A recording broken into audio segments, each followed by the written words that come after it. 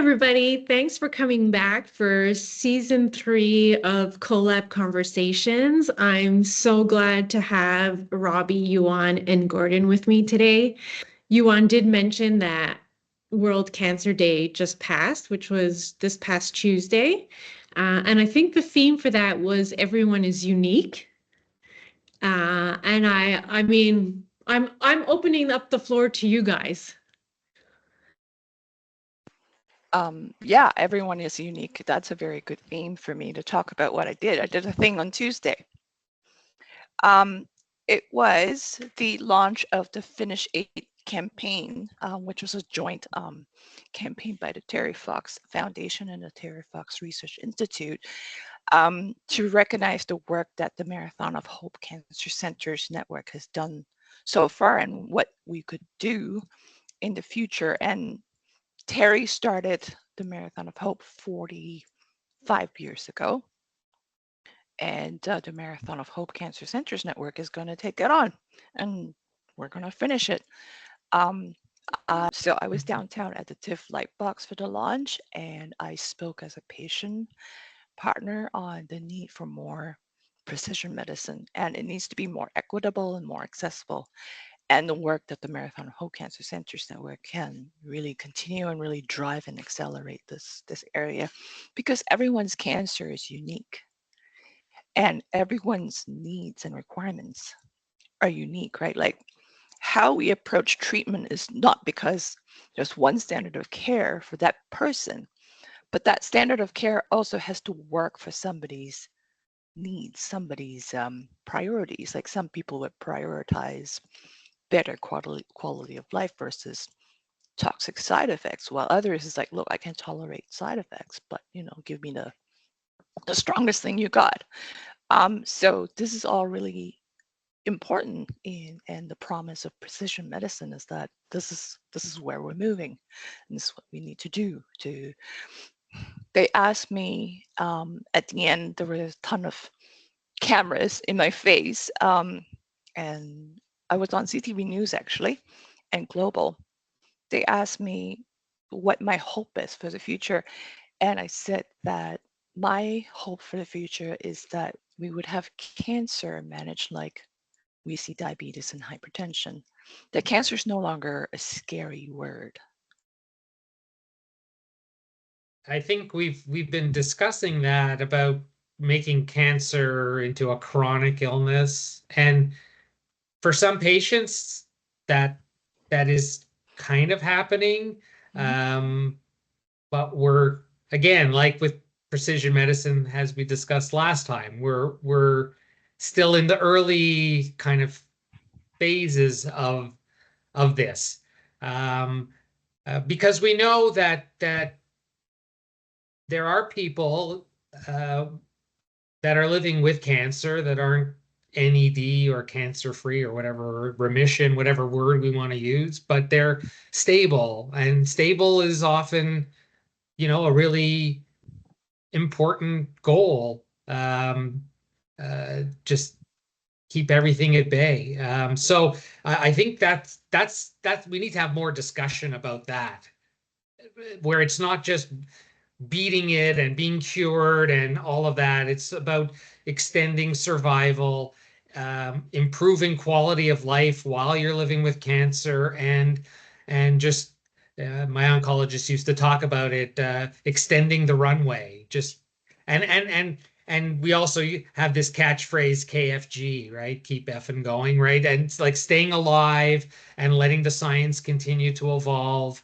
And even if a treatment isn't a curative treatment, it's a treatment that adds years to your life, and something else comes along the way. So I think that's really not talked about a lot, but should be as a goal. Cancer is a chronic illness. Sounds terrible, but it's actually a good thing. So that's also part of the language, right? Which we talked about a little bit last time. Yeah, I saw your post, Ewan, and I thought it was really powerful, especially like that point that it should be like a chronic disease, or let's get to the point that it's not as scary and can be treated that way. Rethink Breast Cancer, who I do advocacy work with, has a Make Me Count campaign right now. And the point of it is related to breast cancer, but it is related also to lots of other cancers where you need more complete and accurate longitudinal data. One, because we currently don't know the amount of metastatic breast cancer patients that are in Canada, but two, if we're not properly measuring and collecting, how can we actually estimate and invest in precision oncology tools and long-term treatments for individuals? We don't know how long people are living with. We don't know if they're recurring or if they're diagnosed metastatic necessarily. And so hopefully we're on track to improving that, which will allow us to actually hopefully treat cancer in the long term, like a chronic illness potentially. I Yeah, think there I is think sorry. the data is so crucial. Everyone for the last, I don't know how many decades, we talk about 5-year survivals, which is a very arbitrary statistic, because 5 years from when, and what does survival mean? And I find it's also could be very depressing as well. And out of date. A lot of times, Well, if it's the you same thing of like survival in general too. Like I was looking at numbers of like your like estimated likelihood if you choose this treatment over this treatment of like dying from it doesn't change much, but it's like, well, you also have to look at like what's disease free. If I have a recurrence from making this choice and then have to spend another 2 years of my life undergoing treatment, like how is that not evaluated in these metrics? I actually said that on Tuesday. I said surviving cancer is a lot more than having a pulse. Mhm. And I think it's pretty much time we really look at, say, some new measure where we look at adverse events versus Yeah. overall survival, like some kind of ratio. I don't know. Hmm. Someone with math has to like come up with a new better measure, because we're not talking about living at all costs here. We're talking about quality. Yep. And I think I I think agree. that kicks into another issue that's also important and not talked about enough. It's under the heading of wellness, right? But I know that when I was going through my treatments, we have a cancer wellness center near my home, and it's providing all of the other resources that you don't get out of your hospital. Um, Yoga and meditation, and maybe even a massage, maybe an art therapy, and it turns out also to be a place where people know that everyone has cancer, so you take that away, and often turns into like mini support sessions, because you're talking to people going through different phases of it. Now, this center is completely privately funded. They don't charge anything, and it relies completely on donations. So we have this like vast medical system, and we could probably talk for hours about all of the shortcomings. But here's like an element that is really, I think, missing out of um, cancer care, which is especially if it's going to be a chronic disease where you may be living with treatment for many, many years. You may be on treatment for some time, off treatment. You may go through periods of remission, periods of recurrence.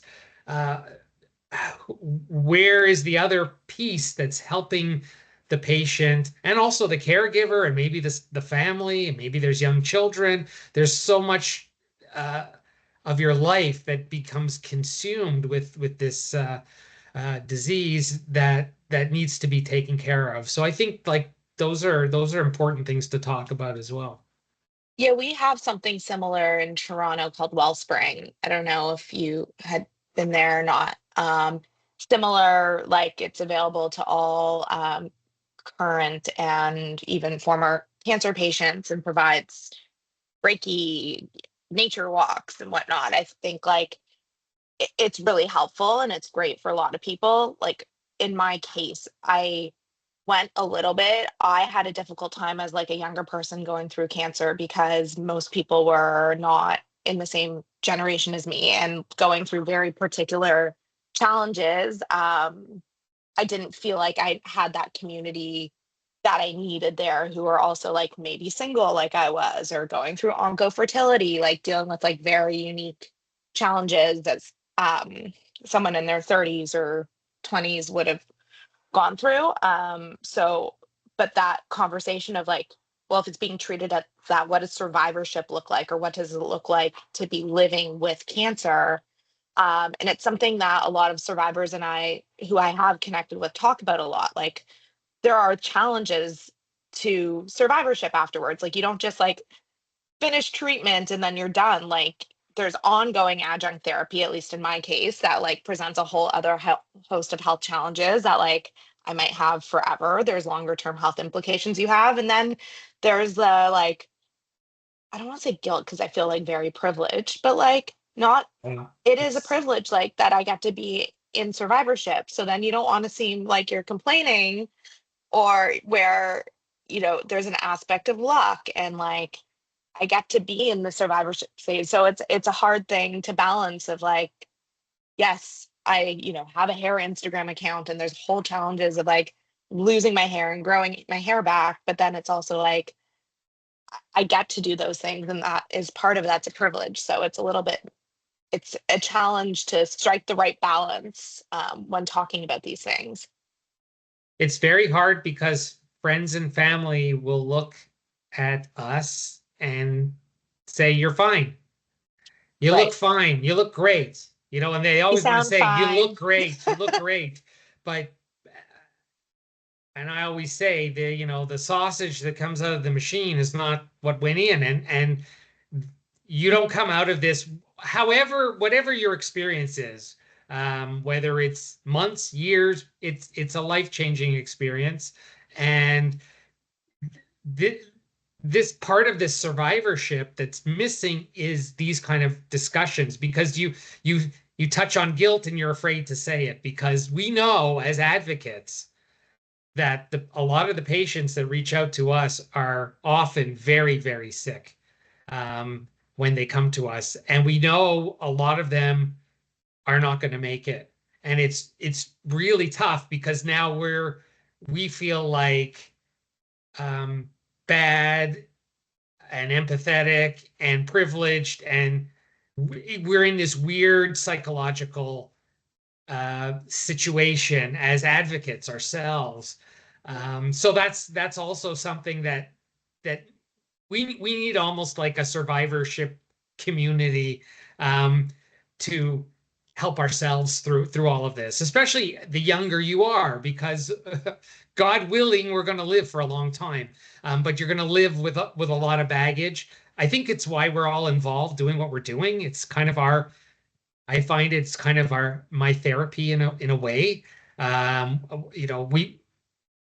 We survived, or we're alive for a reason, so we have to give back. We have to help others. It's kind of becomes imperative. So I think it's important to talk about it. Yeah. If I can touch on the survivorship for a minute, because I feel like I started working in advocacy 11 years ago. And 11 years ago, we were just starting to talk about like what happens after your no evidence of disease or you're in remission. And we started to like talk about we needed survivorship plans. So once you're being followed by your oncologist every 6 months and then transitions into once a year, but then there's no communication with your primary care physician. There's no one who's really taking over that space. And so I think Europe has done a good job of addressing. I think ESMO does have like a guideline for survivorship. Canada obviously doesn't have anything. What would you like to see happen in this space? What conversations would you like to see happen? Well, I think What's even missing? before we get to that stage, I had, and I sort of going a little bit back to what we talked about before, but I reached out to the wellness center and offered to volunteer as an advocate, and almost like just as a peer advocate. And the programming person was very much in favor of it, and then I got rejected. And so the first reaction was, well, we already have psychological counselors. I said, well, I'm not doing psychotherapy. That's not my job. And then they said, well, we can't give medical advice. I said, well, I'm not giving medical advice. So I'm there to help guide a patient, to empower them to obtain the medical and or psychological help that they need, and also a person with experience. And I think it goes together, because but there's no understanding even of that role, um, at least within that organization. I don't see it within the hospitals. And we're so short-staffed. I feel that, as part of survivorship discussion, opportunities for advocacy for survivors needs to be a component of that, and it allows us to also be involved, and keep in touch, let's say, with the science and with the institutions. And I don't, I know some of you guys are a little more actively involved with organizations in wearing various hats, and I don't see it so much in the colorectal space right now. So that's a part, I guess, a little piece of the survivorship discussion maybe that should be uh, discussed and worked on. And I don't know, I'm not sure where to go with it, but maybe you have better ideas or experiences on that front. I think we're starting to see a convergence of experiences here, right? We have one end with early stage cancers where you're expected to live longer, and on the other hand, where people with advanced cancers, it used to be like you're going to die anyway, and you're going to die pretty soon. Now we're converging, right? There are people on all spectrums now in terms of survivor, and survivorship as a concept needs to address this continuum, and it needs to address it from the aspect of quality from us as human beings, right? Like, we are defined by a lot more than our cancer. We are defined a lot more by the stage of our cancers and our expected survival, right? Like, we're here today and we want to live. And do we have the support systems for that? And right now, I think on both ends it's lacking. Like, I love my palliative care doctor, but not everybody has that. And I think it needs to be much more accessible. On the other hand, if you have earlier stage cancers, they don't prioritize any kind of survivorship. It's like, you're cured. There you go. Out you go. There's no trauma from being cured from cancer. Like, you're done. Go away. I think we need to start thinking about, once your life has been touched by cancer, it's changed forever. And we need to talk about that. Right? We need people to recognize that we're not back to normal. Like, remission? No. Even the word palliative, you say that word and people run and hide. They think that's hospice and death.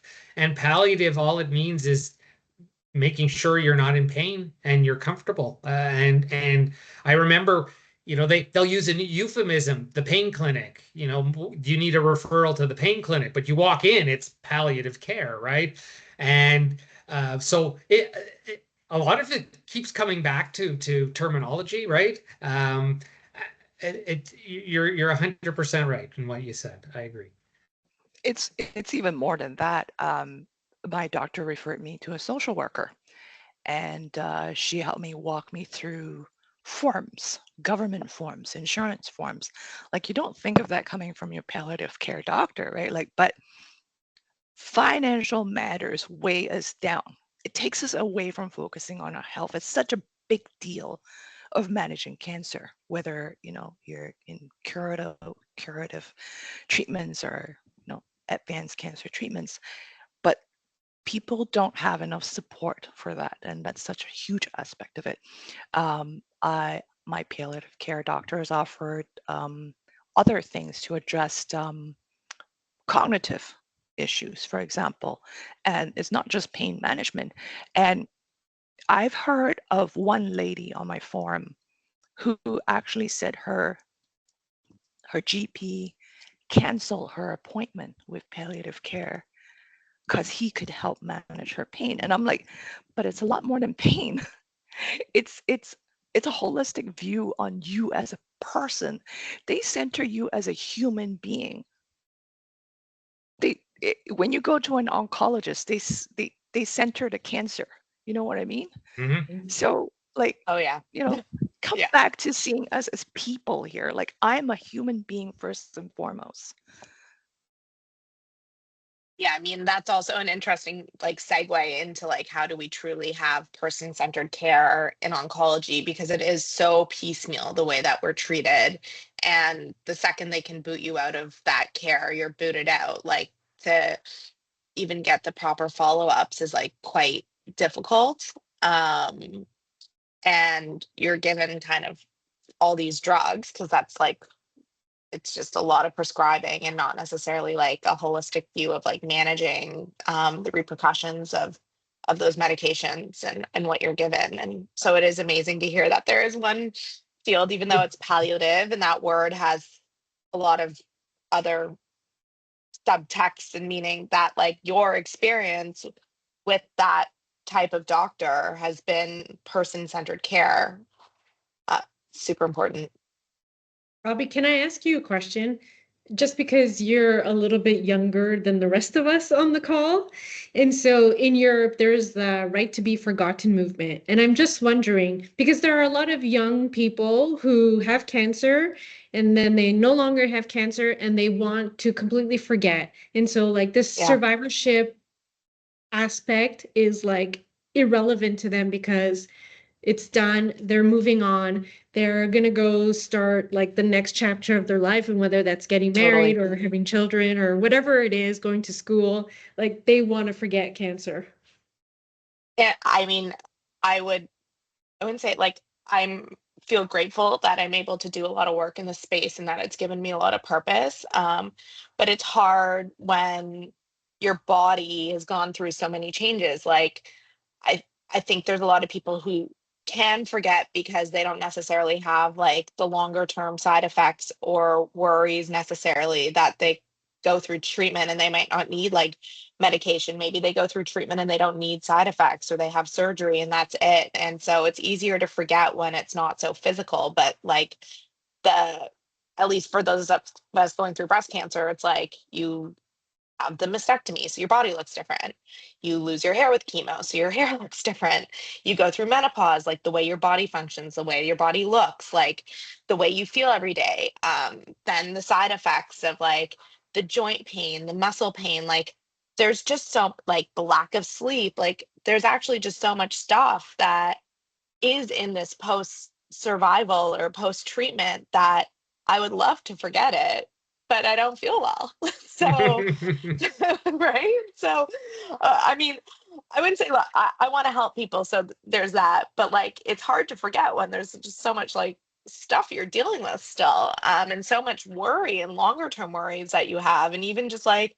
I'm trying to find more information on like menopause, and I'm listening to podcasts, and of course they're mostly targeted to like women who are in their 50s going through menopause, and they're talking about like just like bone loss, and the fact that like if you're in your 60s and you're in menopause and you have a fall and you break your hip, you have a 30% chance of dying. Like that's insane. So then like now I have to worry about like my bone health, and like am I at increased risk for like fractures and dying like at a younger age? And so it's like it's too hard to forget because there's so much to worry about. I would love that, right? I also get it. Like if I could, I probably would. Like I know lots of people who just like want to move on and don't want to be ingrained in, and I just don't see any other way, because at this point there's so many people that um are challenging, have challenges in survivorship, have challenges like I face as a younger person going through it, and like can't even access the right screening like methodologies. Like, and I get messages like weekly from other people like directly in my network or through my Instagram of like them being given the wrong information and me telling them what to ask for. It's just like not clear. So it's Yeah. like a whole, yeah, it's hard to forget when it's like just Yeah. so infuriating at every step of the way. But that sounds like the advice that you're giving people, who are DMing you on the social medias, it sounds like that would be the perfect place for people with lived experience to be in these wellness centers. But it seems like Right. they're not understanding that lived experience aspect. And I think we see it a lot across the healthcare continuum, is that there's not a full understanding of that lived experience and the benefit that that brings, because you're all experts in your disease area. Yeah, and like in my case, I had multiple surgeries, including HIPEC. I was in a clinical trial. I took off-label treatment. I had chemo. I had immunotherapy. I had radiation. I have an ostomy. Um, I had remission periods, recurrence periods. I had bone mets. Like um, there's there's not tons of people that are alive that can say that, and it's sometimes I don't even understand how I'm alive. But at the same time, I'm here with that experience, so um, it should be a resource. And everybody has their own angle of what their experience is, whether you're a younger person or whether you're on an experimental treatment, or you're not NED but you're stable and you've got a targeted treatment. We've all got like our own experience that's so valuable to patients and family, but it's difficult to find the spot within our system where that could be made available. I'm not a social media person. I'm not on Instagram or the other, social medias. And it seems like that's, if you're not there, you're not reaching people. So I'm glad to do these kind of Yeah. things, right? I don't know that's true. I just think you'll have to find your own way to reach people. But like that's the only way I know how to reach my network, like broadly in my age group. Right. No, and it's natural. I mean, that's Yeah. what you're comfortable with. And I'm more I've done live conferences, and those are good because you can actually then chat with people afterwards. And there's not as much of that since COVID. Everything is online, and online is good because you can potentially reach a lot of people, and even people don't have to tune in at a specific time. They can access it. I know the last podcast we did, I circulated it quite a bit, and it was very, very well received. So like, yeah, I know we have to make the effort to find our space. But at the same time, the system itself has to kind of start to open up and understand that there's, especially our system that is so depleted with healthcare workers who are overburdened. And Yeah. um, even the example like in colorectal, they usually give you a pivot nurse right away. And a pivot nurse is a nurse that stays with you throughout your surgeries and your treatments, even if your doctors might change. Um, and it was a huge resource for me. Now, the existing pivot nurse is so overwhelmed. We were trying to have a discussion. Wouldn't a patient advocate be like a good resource to know when to go to the pivot nurse? Or maybe you can direct someone for a second opinion, or help them even with the other resources, the psychosocial health and all of that stuff. But we're not yet. I don't know. There seems to be a reluctance institutionally to, and I don't know if it's liability that they're worried about. I'm not sure if it's bureaucracy that they're worried about. I don't know what it is that's holding it up. But like Robby had made the point, and even in our wellness center, the rule is if you're a year past your treatment, you're graduated. And now what? So now I can't go and hang out at the wellness center anymore because I'm too good. I'm too healthy now for it. So there's a gap of what happens to the person now. I also had a situation where I had to go away for treatment. And then my local oncologist is like, okay, you're done with me. Yeah, So I don't even I've have a heard that local happening. oncologist anymore, right? So there's a lot of like actual real practical issues of survivorship that we have to navigate, and it's really we're relying on each other, right, to help ourselves, because there doesn't seem to be too much official programming or concepts of what to do. I was just thinking, like, have you like approached like one of the advocacy groups, like a colorectal cancer Canada or CRAN, like to offer some sort of online support group, like So something they that's do. specific? So they do. I mean, they do online support groups there. In touch with them, and I was trying to see if we could create something similar, but it's hard too because their resources are limited, and a lot of the advocacy that they're doing, which is really important, and I support it however I can, is to get drugs approved, because we're Right. still in colorectal, we're so far behind in drug approvals compared to breast cancer and lung cancer. And even now, like the treatment I received 5, 6 years ago just got approved in Europe, and they're trying now to get Health Canada approval. And we know even if Health Canada approves, hopefully they will, maybe this year, maybe next year, they still have to negotiate and get it covered by Medicare. And so a lot of that advocacy is centered on that level. Um, uh, uh, but yeah, I'm trying. It is one of the avenues that I'm trying to work on.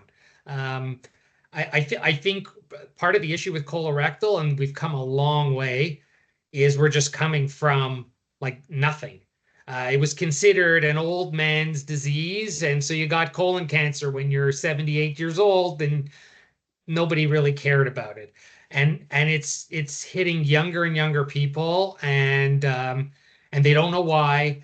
And especially women we know they get ignored by the healthcare system, and symptoms are not recognized. I just had a patient, he's in his young 50s, and he had colitis, so they ignored his symptoms for many, many years. Now he's got stage 4. So yeah, there's a lot of we're still like still building, I think, infrastructure at the colorectal stage, and I hope we'll get all of the elements there. But yeah, there's a lot of work to be done still. Trevor Maxwell, who's a colon cancer patient, and I sort of met him through Colon Town, which is a private group on Facebook. Now they're doing their own app off of Facebook. But so he created Man Up to Cancer, which was trying to open a space, because most of the discussion online in these Facebook groups is women patients or women caregivers, because the men just weren't into it or didn't find it like a space that they were comfortable. So he created this whole thing, which has actually grown quite significantly, and it captured a missing space in the cancer community. And I think this survivorship angle that we're talking about is another kind of space that should be growing, and I guess it starts with a few people, and see where we can take it, and just as a space to get together and talk about the issues that we can't talk about with anybody else. You can't, like, we're advocates, and we're dealing with sick patients. We can't complain to them that we're having survivorship issues. They're dreaming that they would be in our position. So where do we have the discussions about the challenges that we face, right? That's what I feel. It's survivorship. It's such a big word when you think about it, and the the concepts that is encompassed in there is just it differs for different people, right? These are your experiences, and these are what you're struggling with right now. Um, I'm thinking, Gordon, what if like we start having like a sponsor type of a buddy type program where you have a friend to walk you through, a friend who's actually like, a couple of years after their diagnosis, who can kind of walk you through the initial stages. I know is very overwhelming in the beginning, and all I had were friends who did not have cancer, and I think they weren't even caregivers to somebody with cancer, so their experience was all very theoretical. And very scientific. They were trying to walk me through the science and the tests that I needed to do, but no one was equipped to deal with all the other emotions that I had. So I wish that right at the very beginning, your GP or whoever sees you first and says, here's a buddy you can talk to while you walk through this anxious-ridden, anxiety-ridden stage where you're just facing a diagnosis, you don't know what your treatment plan is, and they'll help navigate this for you, and they'll talk you off the ledge. Imagine how helpful that is, right? Like all the dark thoughts that swirl in us, we have no one to talk to, like our spouses, our partners, our family, like. Right. I had that exact discussion with a patient about the darkness, because everybody wants to say, just keep positive, right? Just keep positive, right? We talk about this toxic positivity, right? And so I spoke to him privately, not with his, I was mostly dealing with his wife, who was, as a caregiver, trying to find him treatments. And I said, you've got to get the darkness out of your head. And the only way to get the darkness, because it's there, we all had it and we all have it. The only way to get it out is to talk to somebody about it, somebody that's not going to be freaked out when I had a moment. I remember I had a moment where they gave me so much Dilaudid for pain that I was like thinking, I wonder how many of these I would need to take to kill myself. I didn't go further, but you have those thoughts when you're going into those dark places, especially when you're going through chemo and you feel horrible. And yeah, I think you can't talk to your spouse about this, because they're already they're going through all kinds of difficulty trying to stay happy and smiley to you, so that to keep you going. So you need to have an outlet to go to those places and not be afraid to think, oh, I'm having really scary, dark thoughts in my brain right now. Maybe I want to be like that guy in that Billboard movie. It was Woody Harrelson, right? He killed himself because he didn't want his family to see him go through treatment, right? Now that's a movie, but you think about those things sometimes. So yeah, I think that's a really, really great point that you raise, to have a buddy, to be able to talk, somebody who isn't going to be freaked out listening to that darkness. And then it helps so much as an outlet, just to be able to express it. I think that's like, you don't hear about any of that anywhere other than these kind of discussions with patients and survivors. Really great point you made. For sure. That matchmaking is tough though, right? It's like you're at particular phases. You don't know how long your treatment's going to be. You don't know what you're going to go through. So that is like, I can see how that's also a challenge. I connected with like so many people, and the ones that I ended up being closer with, they either had the EQ to kind of like spoon feed me things as I need to know, or there's kind of parallels between where we were in our lives and an emotional connection. And so there's also kind of that emotional side of like having a click or some sort of like synergy between the person, because not everyone's gonna meet the other people where they're at. It's a challenge, for sure. Yeah. What's happening now is that it's rather organic. We're finding our own friends, and Yeah. if you gel together, then you hang out together and you talk to each other. I don't know, like I'm not sure if a formal system, like Robby said, is effective. It's almost like we need to create opportunities where people can meet each other. And oh my goodness, this sounds like a dating thing now. But maybe it is a dating thing. It's dating for your cancer buddy, and finding out that they're, personalities that work well together. But you have to meet a lot of people to find that. Maybe that's where we're going in this.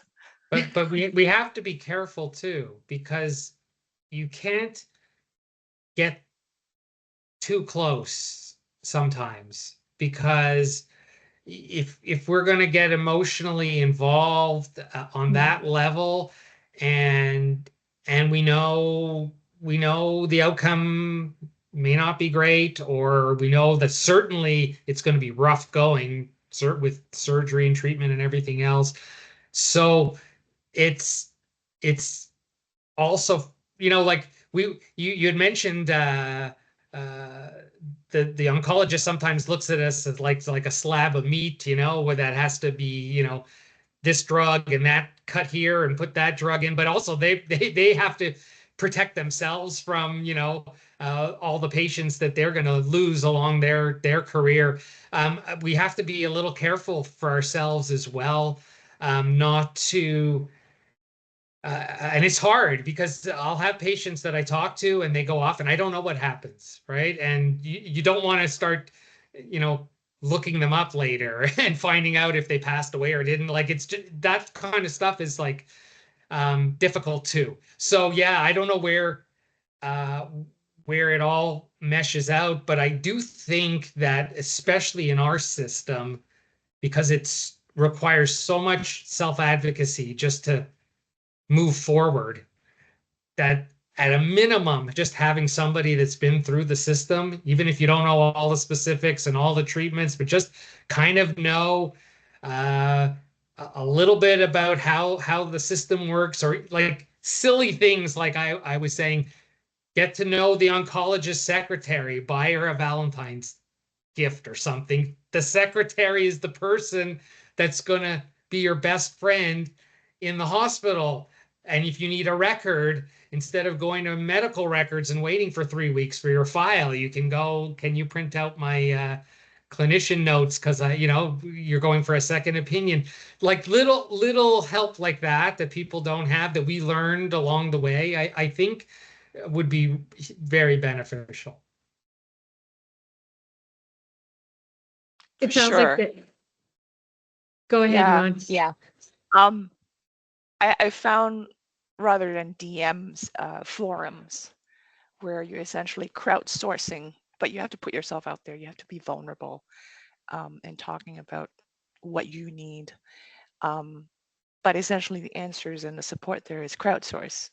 And you, as a participant responding to other people's questions, you also have the option of taking a break from it and then taking one step back and said, I'm not going to engage with this person because I've seen them not react very positively, or this one person really enjoys feedback, and so you have the option of diving in deeper, or taking a little bit more detached approach to what's going on there, or just lurking around and just listening to others, and seeking comfort in that, not really participating but listening. So I think maybe in a crowded room it might also help versus a buddy system. But all in all, I think we all struggle with support systems and trying to find that middle ground where we're not burning ourselves up trying to help others, where we're trying to figure out how to get help ourselves. So it's a hard balance to achieve, and it's really a tenuous balance. Even if you find a balance today, something can set you off tomorrow, right? An anniversary, somebody's birthday, your birthday, a milestone in your life, a new pain that you find. So you always have to think about this. This balance can change, and try to find a balance for yourself, and then you can help others. Oxygen, it's like that oxygen mask in the airplane. Maybe And this podcast is where you start.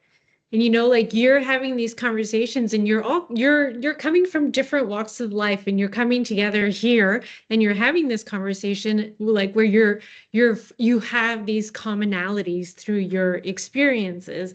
And so maybe this is like a place where we can start and we can invite people to comment and ask their questions and like, what would you like to ask Gordan or Robby or Yuan? And like, what would you like the next topic discussion to be? And I'm just throwing it out there, but maybe this is a place where we can do a soft launch.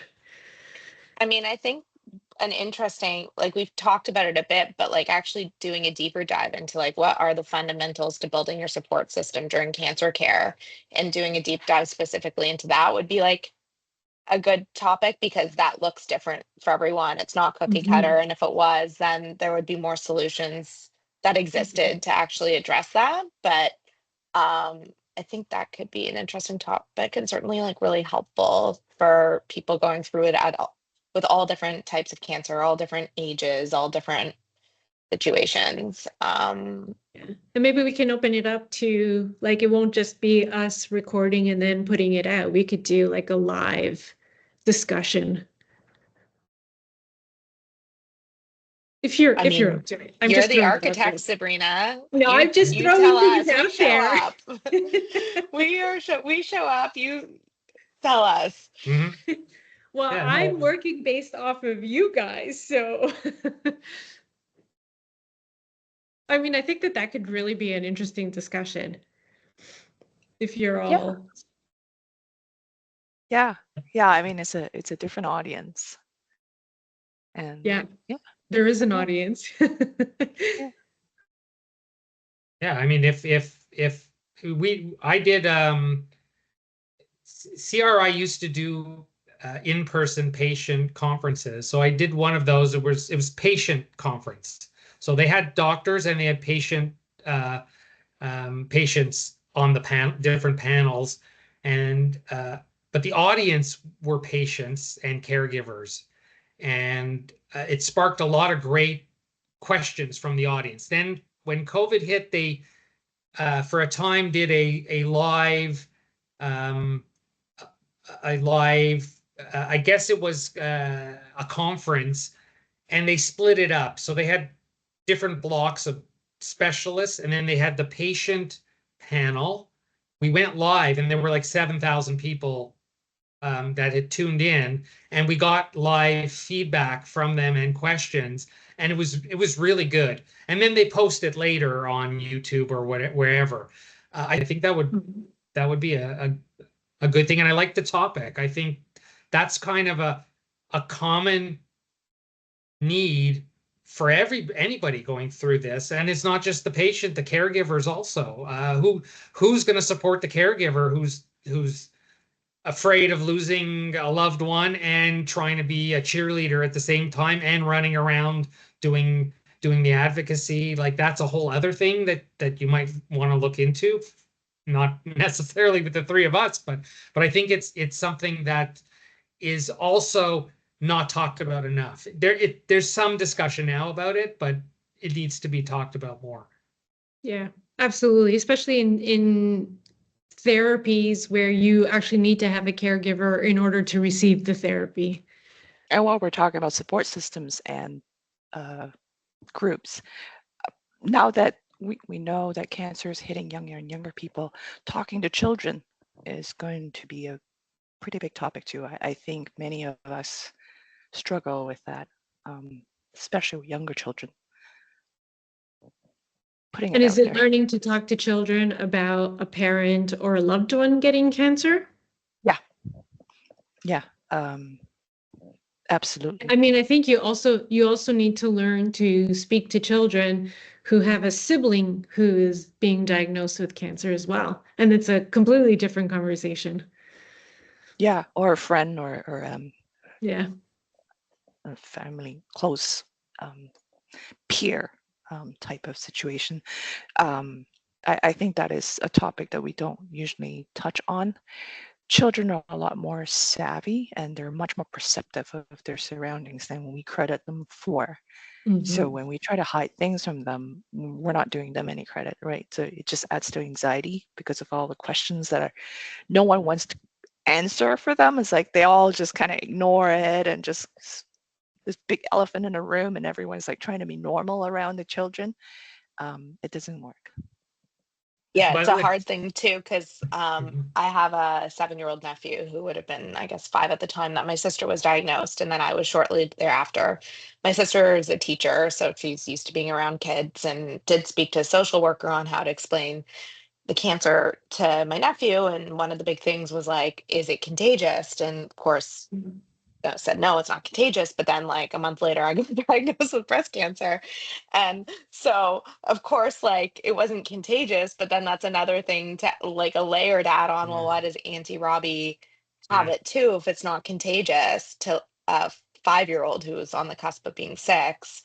And he took everything like pretty well, but we like put off until we had to telling him. I think even with my surgeries, it was sort of just didn't say that. And then like I went through chemo and lost my hair, and he just seen like his mom lose her hair. And so I think, I don't even know if we mentioned that much. It was just like but he knew. It was like, oh, is Auntie Robbie getting chemo? mm. And so And you know like what? he took everything well, and it was explained to But him, but it's like he's a kid. yeah, That's a hard thing. but for a young relative, the difference between contagious and genetic is not really a difference, right? Right. Mhm. Hmm. Like he maybe he used the word contagious, but what he's saying is, am I going to get it? Or like, you know, Right. It's scary. so it's very scary. Yeah. All right, so I'm going to give you each some time to finish off. And since we focus most of our conversation on survivorship, maybe just like a takeaway on survivorship. I think we just need to keep having these conversations. Talk it out. Yeah, Ditto. I think uh, the more of us, and it would be great to expand the group. The more of these conversations that we have amongst ourselves, and then getting it out into the world, I think is really good and important. And I think that little by little that could really start to you know, we always talk about awareness as advocates, and this type of awareness I think is really important and beneficial. I think I can add, oh, it's a long one. So last year, the Marathon of Hope Cancer Centers Network had a grant application called the Patient Voices in Research, which is patient defined, patient prioritized, patient adjudicated, and the 10 projects totaling $1.8 million was awarded right before the new year, around December. And one of the themes in there was survivorship. And I still recall back in the summer during one of these workshops and fleshing out these themes, I brought up the concept as like, well, now that so many of us are on therapies where we're treating it like it's chronic cancer, we have survivorship now in the context of living with metastatic cancer. Can we also add that as one of the bullet points under the theme of survivorship? And they're like, yeah, let's do that. Happy to announce that we have at least one project awarded that addresses survivorship in the context of metastatic cancer. And I think we're starting to have those conversations, right? Like we don't have enough survivorship conversations for early stage cancers. Like no way, there's just not enough support there. The end. But we're also now starting to have conversations, just like palliative care is not scary, that everybody needs to think about that. We're starting to think about what survivorship means for everyone touched by cancer. Like let's just have this big Venn diagram for everybody, and not just have like a limited scope here. It's It's everybody touched amazing. by cancer. Yeah. Yeah, that's awesome. That's really, really good to hear. So you're already moving the needle for us. All right. Well, thank you again so much for your time, Robbie, Yuan, and Gordon. Obviously, not the last conversation we're going to have on this topic, and maybe the start of a lot more conversations on this topic. But thank you. And I am obviously, as always, looking forward to having more conversations with the three of you because I find all three of you super enlightening and engaging, and I love these conversations.